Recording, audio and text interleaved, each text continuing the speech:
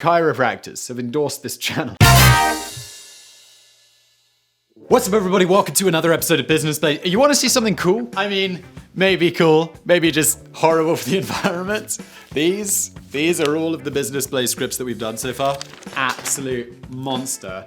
People are going to say that it's horrible for the environment. I've got a genius idea. Oh, you tell me below how genius you think it is. When this channel is absolutely massive, I'm gonna sell these. I'm gonna sign them, and I'm gonna give them away, all the money away to charity or something like that. My point is that if this channel doesn't get huge, then I will burn all of those. So, largely on you. Do you hate the environment?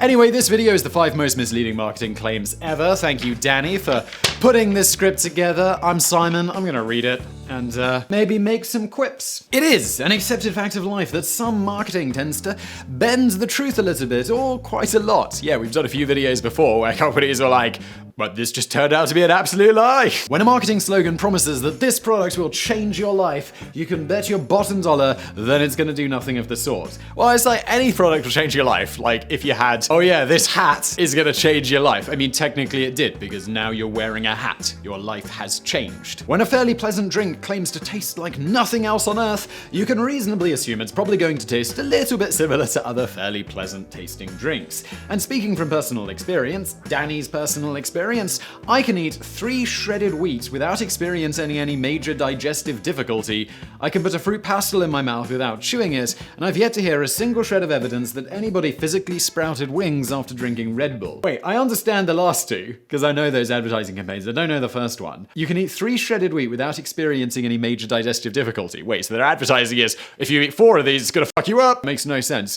Also, I'm so unfamiliar with advertising because who watches TV with adverts anymore? It's just Netflix or Amazon Prime or piracy. What? But sometimes the marketing departments get a little too carried away with the task of hyping up the latest products and end up crossing the line into the area of blatantly false advertising. And it usually ends up being a very costly experience for the company involved. Someone commented in an old video about this brilliant legal case out of the UK, which I do remember from law school, about the Carbolic Smoke Ball company, and how they promised that it would cure like the flu or whatever, and it didn't do it at all. And the advertising company were like, no, it's a puff, which is where you don't make a false advertising claim, but it's like so outrageous that it's like obviously untrue. It's just like good words. And I think they lost. Kellogg's have enjoyed a wholesome reputation for over 100 years, serving up some memorable, snappy slogans for us to chew over breakfast. Ba-da-bum-bum. Oh yeah, all of these scripts that I sell for charity or whatever, they're gonna be really f***ed up. So there's that. The original and best. The best way to start the day, on what breakfast was meant to be. Alright, chill out, Kellogg's, you're not that good. They've all seeped into the public consciousness during the last century of cereal munching. But 2 of their fairly recent marketing claims have been taken with several spoonfuls of sugar, and a company usually associated with a splash of cold milk ended up getting drenched in some seriously hot water. This would be the perfect moment for a bit of boom-ch, but I just did it. Can't overwhelm you guys, I gotta ration it out. Back in 2008 and 2009, Kellogg's made the surprising claim that their range of frosted mini-wheats were clinically shown to improve kids' attentiveness by 20%. This already sounds like massive bullshit. What, it was like dusted in Ritalin and cocaine. It's hard to believe that a bowl of sugar-coated wheat could be an effective solution for getting your kids through school, but thousands of enthusiastic parents lapped up the good news. In fact, according to a survey, 51% of adults believed the claim to be completely true. That also shows that basically half of them just assumed it was a lie, which is not good. 60% of the time, it works. Every time. Here's the odd thing though. Kellogg's had indeed commissioned a professional, independent study of the clinical effects of frosted mini-wheats on children. Oh, they've got to have screwed up somehow. This is just impossible. So they hadn't just pulled this marketing claim out of thin air. It was based on cold, hard scientific evidence. The flaw in the campaign was that the clinical study didn't even remotely back up anything that Kellogg's were claiming.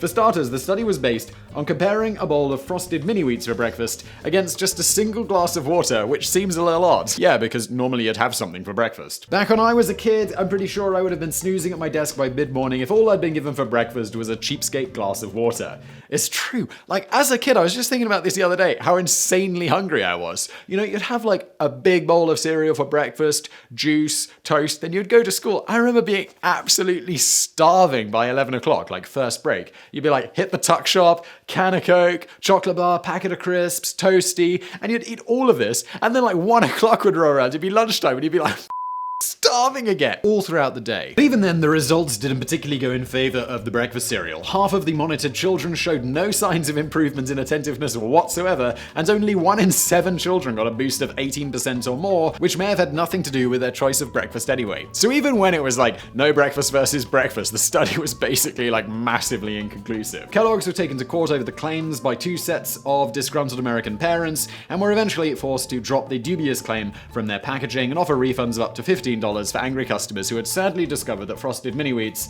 hadn't got their child into university after all. This is fine, great, deservedly so. The bigger question here is who the has time for this? Who are these people? 2 sets of disgruntled American parents, and they got $15. Did you win the lottery?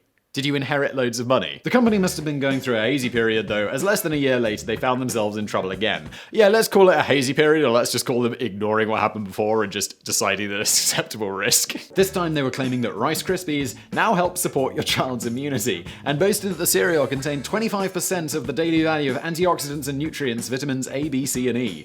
They didn't. I mean, they were just Rice Krispies. By this time, the Federal Trade Commission were getting a bit annoyed with Kellogg's and ordered them to stop making unsubstantiated health-related claims about their breakfast cereals, or else risk a hefty fine for a future violation of this order. It's like, what? I mean, if you're just gonna lie, why not just go whole hog? It's like, yeah, shredded wheat cures cancer. 60% of the time, it works every time. Thankfully, Kellogg seemed to have snapped, crackled, and stopped all of this nonsense since then.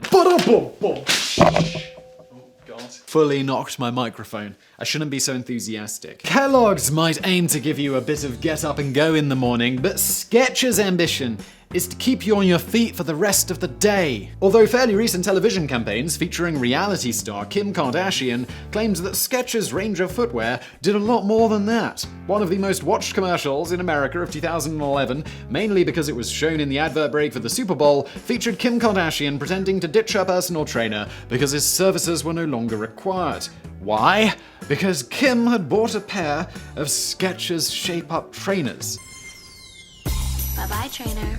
Hello, Shape-Ups. Obviously. According to the marketing claims, the company's new ranges of shape-ups, tone-ups, and resistance runners weren't just something quite comfortable to shove on your feet. No, they could actually help you lose weight, increase muscle activation, and tone your legs and bottoms. And bottom, while I do feel, yeah, this is true, you gotta go out and do like a proper run, though. In other words, why waste money on a personal trainer when you can just slip on a pair of shoes instead and let them do all of the hard work? However, I know this is untrue, but those Nike shoes, the, what are they called? Nike Vaporflies? They increase your running performance by like 4%, which is insane. Like, it's not just some crazy claim where they're like, yeah, this is 4% better. It's like they make you a better runner, and they've been considered being banned from athletics because they make such a difference. It's crazy. I'd really like to try them. If I ran, it would improve my like base rate from like bad to 4% better than bad. The claims may have sounded a bit far-fetched, but another TV advert running around the same time featured an endorsement from a professional chiropractor who heartily recommended Skechers trainers based on the results of his independent clinical study. But biggest question here, isn't chiropractor like fake medicine? Isn't that like saying, you know, my professional witch doctor? Wait, am I just uninformed about that? I gotta look that up. Chiropractic? Chiropractic is a pseudoscientific and complementary and alternative medicine that is concerned with the diagnosis and treatment of medical disorders of the musculoskeletal system, especially the spine. Blah, blah, blah, blah, blah. Chiropractors are not physicians or medical doctors. Systematic reviews of controlled clinical studies of treatments used by chiropractors have not found any evidence that chiropractic manipulation is effective. Oh, with a possible exception of treatment of back pain. But it's not exactly a ringing endorsement, is it? Because I feel like people generally think chiropractors are like real medicine because they're expensive, but it's like, no, they're not. And it just seems there's not really any evidence backing it up. However, it was later revealed that this chiropractor was married to a Skechers marketing executive. So not only is he a fake doctor, but he's also got a massive conflict of interest. This is a big company, guys. Do better. Oh, all the claims were found to be completely unsubstantiated. It was a costly mistake for Skechers, who ended up agreeing to fork out $40 million in refunds to happy customers in a settlement bill rather than face going to trial. So you got to understand though. You got to understand like why these companies do this though, because it's like worst case, we have to give the money back. They weren't even fined. I mean, worst case, you get a fine. But if you're not getting fined for this, where you make up a study by a fake doctor, why not just take the risk? Like Business Blaze, cures cancer, subscribing will bring you joy. And also, if you've got AIDS, it'll definitely get rid of your AIDS. Are you stupid? It'll fix your stupidity. Guaranteed to to work. Studies have shown. Chiropractors have endorsed this channel. You have to raise a smile at the official statement released by the FTC following the settlement of the case. They usually provide very stiff and somber words of condemnation to companies who have crossed the line with misleading marketing, but they obviously decided to get a little playful with this one. The FTC's message for Skechers and other national advertisers is to shape up your substantiation or tone down your claims, you sketchy motherfuckers. I made that up, but only the ends bit. They really said shape up your substantiation or tone down your claims. Look, FTC, how about you focus on less jokes and more fining companies who are around with everyone? Jesus Christ. If Skechers found themselves short of friends during this challenging period, they may have been tempted to check out the classmates.com website. The social networking site aimed to reunite you with your old school friends from yesteryear so that you could finally track down that swine who nicked your novelty pencil topper back in 1984. Holding a grudge there, Danny, are we? The email claims that your old friends were trying to get in contact with you, but you had to upgrade to the gold servers at a cost of $3 to see which members of your old gang were wanting to hook up and reminisce about the good old days. Unfortunately, upon upgrading to their new shiny gold membership, the majority of customers were saddened to discover that absolutely nobody was trying to find them. It's like sexy women in your neighborhood. It's the kind of trick that often gets pulled by dating websites today. If a website promises you that there are hundreds of incredibly attractive people in your local area, and are checking out your profile and are trying to get in touch with you, I'd say that your best bet is to go outside and see if you can find any of them.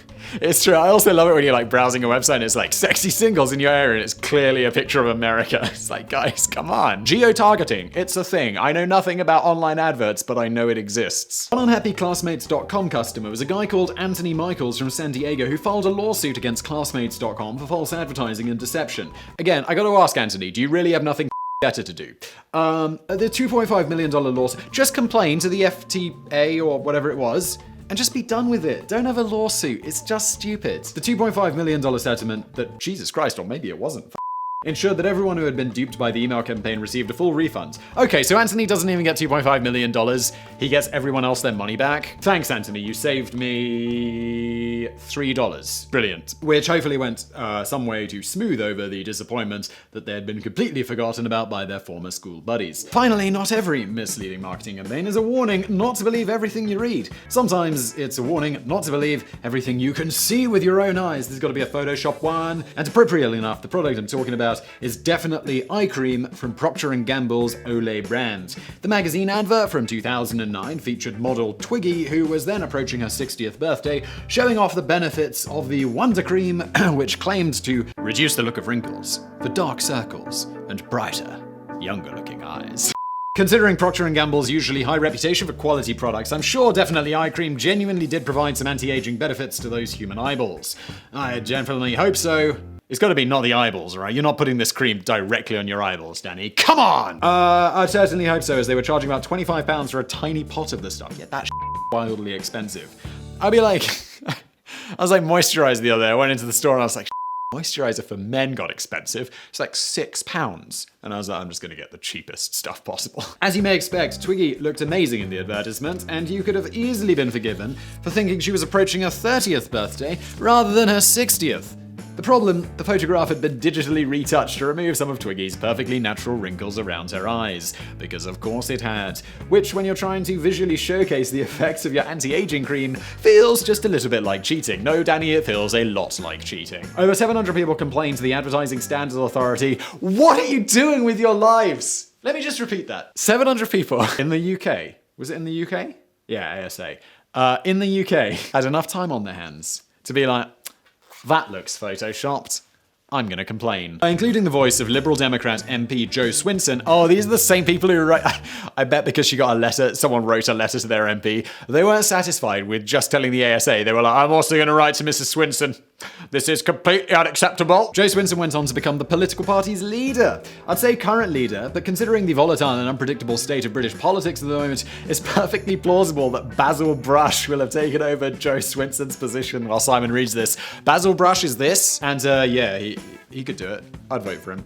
Joe Swinson's complaint about the advertisement was socially irresponsible, as it could have had a negative impact on women's perceptions of their own body image, and this was ultimately rejected by the ASA. Of course it was, because that's not the issue. On the grounds that the public would reasonably expect some degree of glamour and makeup, in beauty product marketing. Wait, I thought this was about it being retouched and that way, like, it affects women's self-worth. Which is an absolutely legitimate point, but it's got nothing to do with a Photoshop thing.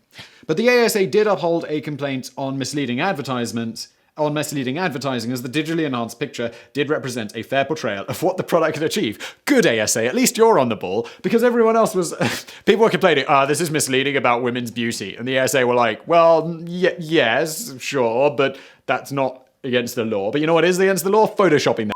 Procter & Gamble eventually replaced the picture with the original untouched photograph of Twiggy and apologized for the error, explaining quite vaguely that something happened during the process before the advert went out, and since then we've taken every step to make sure this doesn't happen again. It's like that Ali G sketch, where he's like, what if I was on the bus and I fell over with the knife in my hand into somebody? It's like, yeah, we accidentally loaded the photograph into Photoshop, did some significant retouching. Actually, we outsourced it to a company elsewhere. They sent it back and we used that photo after going through a severe and thorough quality checking process. We won't let it happen again. Total accident. So maybe just put the airbrush down in the future. This was Business Place. Thank you everybody for watching. If you liked this video, smash that thumbs up button. If you didn't, smash that thumbs down button. Subscribe, notification bell. If you watch to the end, you're an absolute legend because that's what really matters. And I know these videos get a bit long because I do a lot of rambling. I'm rambling right now. If you're still watching, God bless you. And thank you for watching.